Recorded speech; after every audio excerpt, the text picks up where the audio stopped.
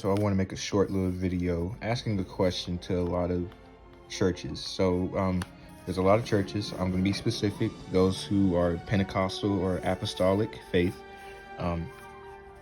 So they say that they are Christians and specifically New Testament Christians, but they speak in tongues a lot, or so-called tongues. We don't know if it's really them speaking that.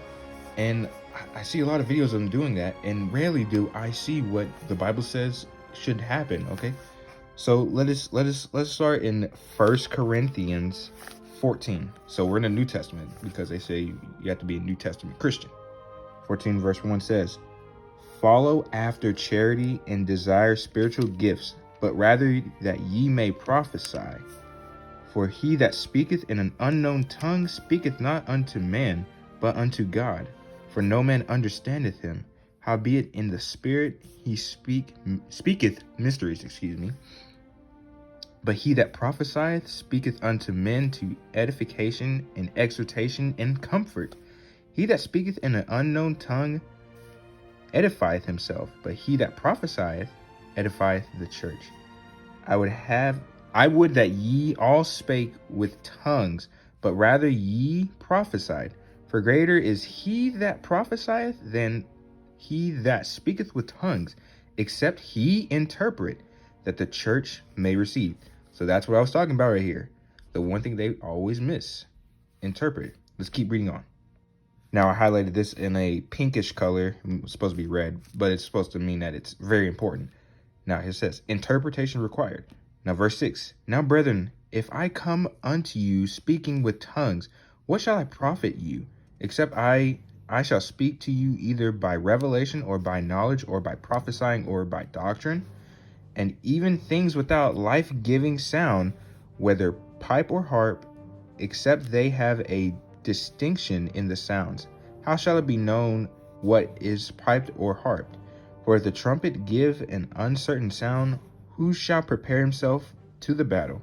So likewise ye, except ye utter by the tongue words easy to be understood, how shall it be known what is spoken? For ye shall speak into the air." And we'll go on further to right here. We'll go to verse 12 actually. "Even so ye, for as much as ye are zealous of spiritual gifts, seek that ye may excel to the edifying of the church. Wherefore let him that speaketh in an unknown tongue pray that he may interpret. For if I pray in an unknown tongue, my spirit prayeth, but my understanding is unfruitful." Wow. We're going to get to the crux of this right here. This is the main meat right here. "If any man speak in an unknown tongue, let it be by two, or at the most by three, and that by course, and let one interpret. But if there be no interpreter, let him keep silence in the church, and let him speak to himself and to God. Let the prophets speak 2 or 3, and let the other judge. And if anything be revealed to another that sitteth by, let the first hold his peace. For ye may all prophesy one by one, that all may learn, and all may be comforted. And the spirits of the prophets are subject to the prophets. For God is not the author of confusion, but the author of peace, as in all churches of the saints." Oh man. So when we speak in tongues, when there is someone who speaks in tongues, there must be an interpreter, because not everybody understands what's being said.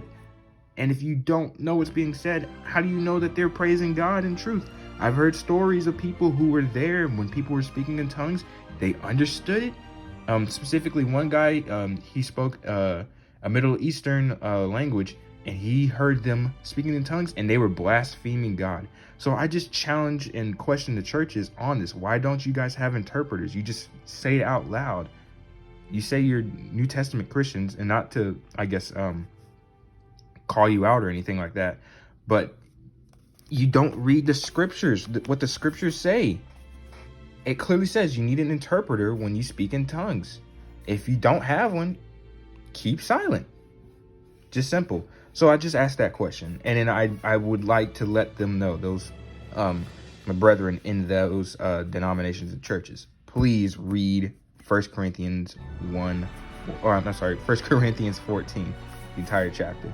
Because there's nothing wrong with speaking in tongues if you have an interpreter, or if you did it the way the apostles did. When they spoke in tongues, there were many that could understand them. And speaking in tongues is meant for you to go out and evangelize and be able to speak in that language, because God has given you that gift to do so. That's what speaking in tongues is really meant for. I don't know why they're doing it every week in their own church, but hey, if they had an interpreter, I guess it'd be fine by me and by what the Bible says. Stay blessed, and Maranatha.